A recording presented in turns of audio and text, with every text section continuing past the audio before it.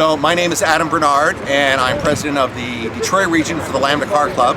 I've been a member for about 13 years or so. Originally came from New Jersey, working in Michigan for GM for 27 years. And I have two old cars at home, an old Mini Cooper, and here with me a 1963 Buick Riviera.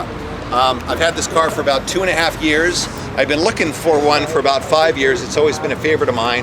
I've always considered it kind of a design icon. This is the first year for the Riviera.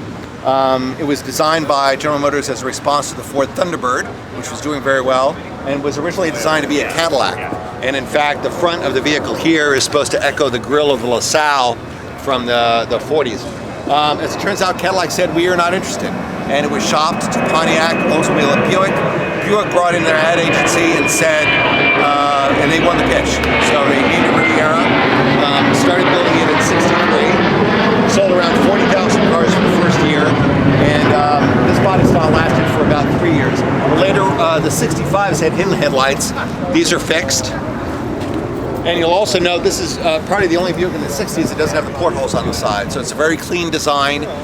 Bill Mitchell, who was running GM styling at the time, was inspired by something that was a cross between a Ferrari and a Rolls Royce. So very dramatic roofline. It's a pillarless hardtop design, so when the windows are down, there's no pillar. So you get a nice open air. I'll unlock the car here.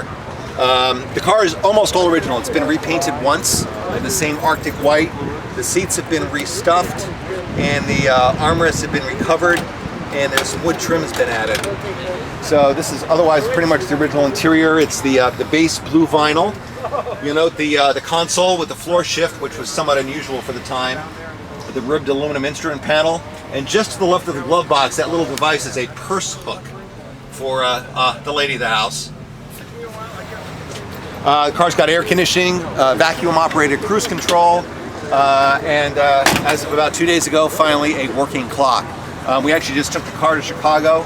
Our car club had its national meet there, hosted by the Lake Michigan region. We had about 288 people and 180 cars from all over the country. And in fact, one of our members here in Detroit drove an early Model T depot taxi out to Chicago along Michigan Avenue, which is something I'm not gutsy enough to do.